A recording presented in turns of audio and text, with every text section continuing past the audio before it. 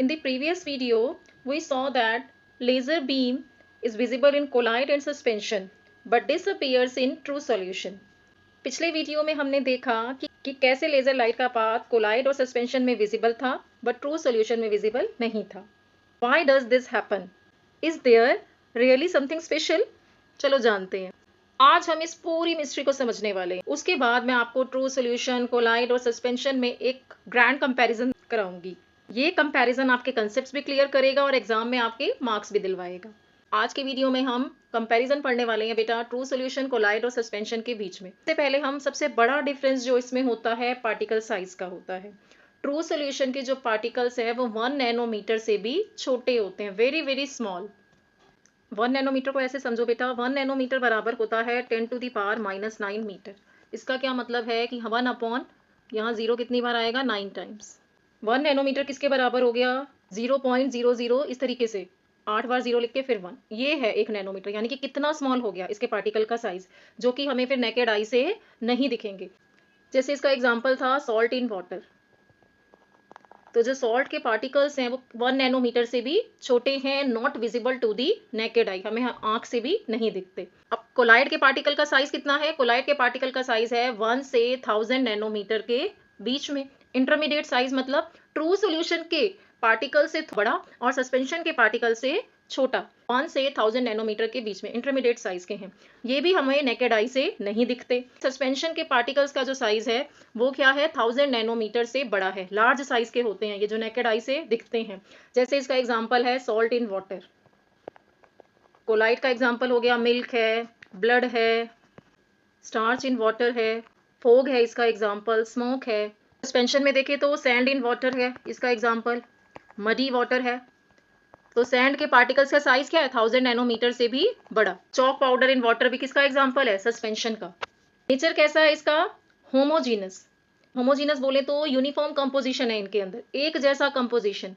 ये मैंने अपने लास्ट वीडियो में क्लियर किया था. यूनिफॉर्म कंपोजिशन किसे कहते हैं, जैसे सॉल्ट इन वाटर इसका एग्जांपल है. तो जो सॉल्ट के पार्टिकल्स हैं वो वाटर के अंदर अच्छे से मिक्स हो गए हैं, पूरी तरह से डिसॉल्व हो गए हैं, यूनिफॉर्म कंपोजिशन है.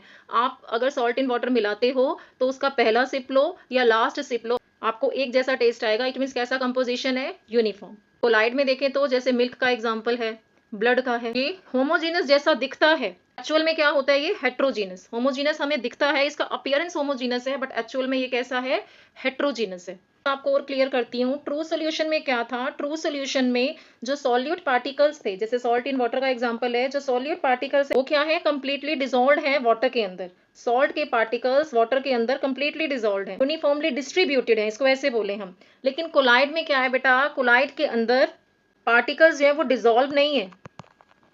मिल्क का एग्जांपल है, ब्लड का एग्जांपल है, इसमें स्टार्च इन वाटर का एग्जांपल है. पार्टिकल्स डिसॉल्व नहीं है, वो सेपरेट पार्टिकल्स हैं. कैसे हैं, यूनिफॉर्मली डिस्पर्स्ड हैं, बिखरे हुए हैं. किसमें डिस्पर्स्ड हैं, किसमें बिखरे हुए हैं, डिस्पर्जन मीडियम में. डिस्पर्स्ड क्या है, कोलाइड में डिस्पर्स्ड क्या है, डिस्पर्स्ड है सॉल्यूट के पार्टिकल्स जो बिखरे हुए हैं. और डिस्पर्जन मीडियम क्या है, किसमें बिखरे हुए हैं, डिस्पर्जन मीडियम में. डिस्पर्जन मीडियम बोले तो सॉल्वेंट के अंदर, ये सॉल्वेंट है, ठीक है. सॉल्वेंट के अंदर ये जो सॉल्यूट के पार्टिकल्स हैं ये डिस्पर्स्ड हैं, फैले हुए हैं यूनिफॉर्म. तो ट्रू सॉल्यूशन कैसा है, कंप्लीटली डिसॉल्व है इसमें पार्टिकल्स और यूनिफॉर्मली डिस्ट्रीब्यूटेड हैं. और कोलाइड में क्या है, यूनिफॉर्मली डिस्पर्स्ड हैं. तो यूनिफॉर्मली डिस्ट्रीब्यूटेड और यूनिफॉर्मली डिस्पर्स्ड दोनों अलग अलग बातें हैं. सस्पेंशन का नेचर कैसा है, हेट्रोजीनस. इसमें कंपोजिशन कैसा होता है, नॉट यूनिफॉर्म. इसका एग्जांपल है सैंड इन वाटर. जो सैंड के पार्टिकल्स हैं उनका साइज बहुत बड़ा होता है, वो हमें क्लियर दिखते हैं, visible to naked eye water के अंदर. तो कैसा है ये, हेट्रोजीनस. तो पार्टिकल्स का सबसे बड़ा साइज किसमें हुआ, सस्पेंशन में हुआ. नेक्स्ट है होमोजिनिटी. इसका कैसा है, यूनिफॉर्म कंपोजिशन, एक जैसा है कंपोजिशन. जैसे सॉल्ट इन वाटर का एग्जाम्पल है, तो जो सॉल्ट के पार्टिकल्स हैं उनका यूनिफॉर्म कंपोजिशन है वाटर के अंदर. कोलाइड में क्या होता है, अपीयरेंस दिखता हमें यूनिफॉर्म है बट यूनिफॉर्म होता नहीं है, रियलिटी में यूनिफॉर्म नहीं है. तो कैसा है इसका, नॉट यूनिफॉर्म लिखेंगे हम. और हेट्रोजीनस का भी क्या है, नॉन यूनिफॉर्म कंपोजिशन है इसमें भी. आप सैंड इन वाटर का ही एग्जांपल लो तो इसमें पार्टिकल्स क्या होते हैं, सेटल डाउन कर जाते हैं, नीचे बैठ जाते हैं. नेक्स्ट पॉइंट है इसमें स्टेबिलिटी. ट्रू सॉल्यूशन में देखें तो हाईली स्टेबल है.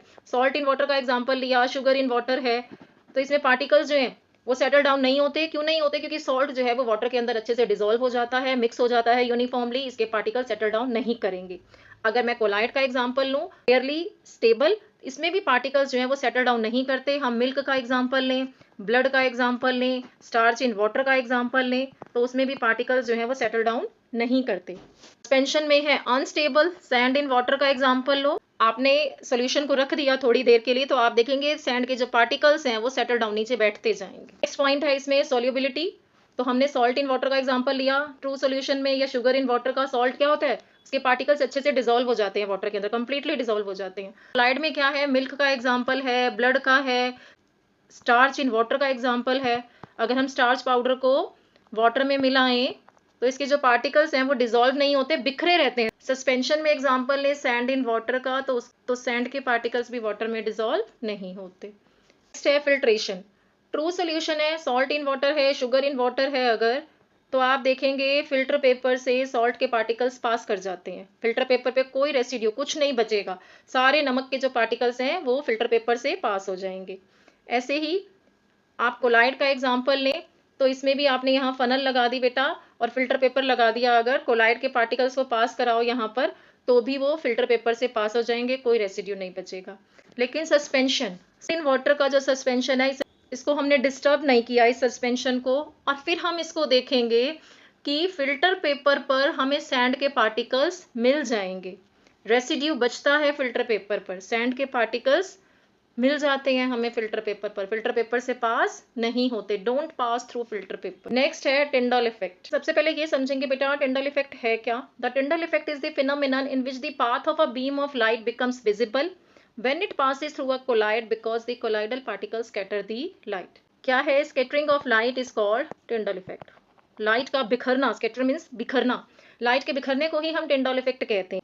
किसकी कैरेक्टरिस्टिक प्रॉपर्टी है ये, कोलाइड्स की है। क्यों है, क्योंकि जो कोलाइड में पार्टिकल्स हैं वो यूनिफॉर्मली डिस्पर्स्ड होते हैं। अच्छा, सस्पेंशन का क्या है, सस्पेंशन कई बार टिंडल इफेक्ट दिखाएगा और कई बार नहीं भी दिखाएगा। देखो ये मैं आपको इमेज दिखा रही हूँ, ये सस्पेंशन है, मडी वाटर का हमने एग्जाम्पल लिया, कैसे ये कई बार टिंडल इफेक्ट दिखाता है और कैसे नहीं। क्या रीजन है बेटा इसका, सस्पेंशन के पार्टिकल्स जो हैं वो बहुत बड़े होते हैं साइज में, दे आर लार्ज इनफ, और पानी में फैले होते हैं। अब जब पानी में फैले हैं तो लाइट को स्कैटर करेंगे, इसलिए हमें पाथ जो है लाइट का क्लियरली विजिबल होता है। लेकिन सस्पेंशन जो है ये स्टेबल नहीं होता बेटा, स्टेबल नहीं होता, इसके पार्टिकल्स जो है कुछ देर के बाद हम देखते हैं नीचे बैठ जाते हैं। अब जब बहुत ज्यादा पार्टिकल्स इसके नीचे बैठ जाएंगे, जब ऐसा स्टेज आएगा कि बहुत ज्यादा पार्टिकल्स नीचे बैठ गए, आपने जब इसके सॉल्यूशन को डिस्टर्ब नहीं किया तो हम देखेंगे कि जो सस्पेंडेड पार्टिकल्स हैं वो इतने बड़े हैं कि ये सेटल डाउन हो जाएंगे, नीचे बैठते जाएंगे। अब जब नीचे बैठेंगे तो जो ऊपर का पानी है, ये जो ऊपर का पानी है ये क्या हो जाएगा, बहुत क्लियर, साफ हो जाएगा। और जब ऊपर का पानी साफ हो जाएगा और आप ऊपर यहाँ ऊपर वाले पानी से जैसे ही लाइट पास कराते हैं तो जो लाइट का पाथ है जितना स्कैटर होना चाहिए था उतना स्कैटर नहीं होगा, हमें पहले जैसा स्कैटरिंग ऑफ लाइट नहीं दिखाई देगा। क्यों नहीं दिखाई देगा, क्योंकि जो लार्ज बहुत ज्यादा अमाउंट में जो पार्टिकल्स हैं वो नीचे बैठ गए हैं और जो ऊपर का वाटर है वो क्या हो गया है, क्लियर होता जा रहा है। इसीलिए कई बार सस्पेंशन में टिंडल इफेक्ट क्लियर दिखता है और कई बार हमें नहीं भी दिखता। तो क्या कह सकती हूँ मैं, when these particles are uniformly dispersed they scatter light, so the path of light becomes visible. After some time the particles settle down due to sedimentation. क्या होंगे, पार्टिकल्स नीचे बैठते जाएंगे ड्यू टू ग्रेविटी, और एक बार जब पार्टिकल्स नीचे बैठ जाएंगे तो अपर लेयर क्या हो जाएगी, क्लियर होती जाएगी, और जब हम अपर लेयर से लाइट पास कराएंगे तो वो स्कैटर नहीं होगी। लेकिन कोलाइड में क्या होता है बेटा, कोलाइड जो है वो स्टेबल होता है, कोलाइड के पार्टिकल्स सेटल डाउन नहीं करते हैं, यहाँ सेटल डाउन नहीं करेंगे, इसलिए इसमें टिंडल इफेक्ट कंसिस्टेंटली मतलब लगातार दिखाई देता है। ऐसा नहीं है कि कभी दिखाई देगा कभी नहीं, इसमें टिंडल इफेक्ट हमेशा लगातार दिखाई देता है। तो हमने क्या जाना कि सस्पेंशन कभी टिंडल इफेक्ट दिखाएगा और कभी नहीं, रीजन है कि इसके पार्टिकल्स जो है वो नीचे बैठ जाते हैं, जबकि कोलाइड जो है वो हमेशा टिंडल इफेक्ट दिखाता है। इसीलिए जो टिंडल इफेक्ट है वो किसकी कैरेक्टरिस्टिक प्रॉपर्टी है, कोलाइड की, क्योंकि ये कंसिस्टेंटली टिंडल इफेक्ट दिखाता है। और सस्पेंशन के केस में यही टिंडल इफेक्ट की ऑब्जर्वेशन समय के साथ बदल जाती है। इन दी प्रीवियस वीडियो मैंने आपको बताया कि जो ट्रू सोल्यूशन है वो लाइट को स्कैटर नहीं करता, बट मैं यहाँ आपको थोड़ा सा साइंटिफिकली क्लियर करूंगी बेटा। एक्चुअल में जो ट्रू सोल्यूशन है इसके पार्टिकल्स बहुत स्मॉल होते हैं, ये लाइट को स्कैटर करते हैं इनसिग्निफिकेंटली।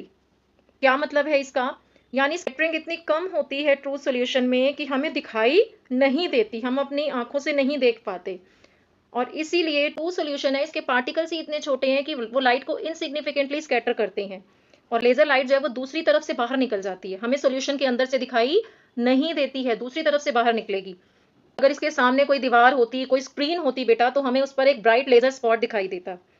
इसका मतलब क्या कि जो यहाँ लेजर बीम ऑफ लाइट है ट्रू सॉल्यूशन में से पास तो होती है, हम उसे तभी दूसरी साइड से निकलते हुए देख पाते हैं, लेकिन फिर भी हमें लेजर लाइट का पाथ सॉल्यूशन के अंदर विजिबल नहीं होता।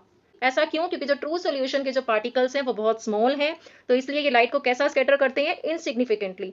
और यहाँ पर हम इसलिए टिंडल इफेक्ट भी नहीं देख पाते, क्योंकि टिंडल इफेक्ट है क्या? Basically scattering of light. Tyndall effect true solution में नहीं दिखेगा, कोलाइड में दिखेगा। इसमें क्या है? कभी दिखेगा और कभी नहीं दिखेगा। मेथड ऑफ सेपरेशन, ये हम आगे इस चैप्टर में पढ़ने वाले हैं कि ट्रू सॉल्यूशन के जो कंपोनेंट्स हैं उनको सेपरेट कैसे कर सकते हैं। तो इवेपोरेशन, क्रिस्टलाइजेशन, डिस्टिलेशन। कोलाइड में क्या है? सेंट्रीफ्यूगेशन, डायलिसिस और इलेक्ट्रोफोरेसिस। सस्पेंशन के फिल्ट्रेशन, सेडिमेंटेशन, डिकेंटेशन। ये इस चैप्टर में हम डिटेल में पढ़ने वाले हैं, तो इसको भी यहाँ आप छोड़ दो। इसके एग्जाम्पल्स क्या हैं? सॉल्ट सोल्यूशन, शुगर सोल्यूशन और कॉपर सल्फेट सोल्यूशन। कोलाइड के मिल्क है, स्मोक है, फोग है, स्टार्च सोल्यूशन है, पेंट है।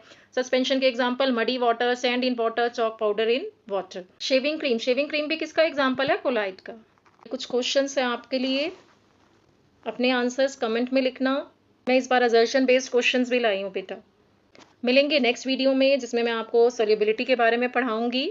अगर आपको आज का कंसेप्ट क्लियर हुआ हो तो चैनल को सब्सक्राइब करो, लाइक करो, अपने फ्रेंड्स के साथ शेयर करो। मिलते हैं नेक्स्ट वीडियो में, जिसमें हम सॉल्युबिलिटी के बारे में पढ़ेंगे।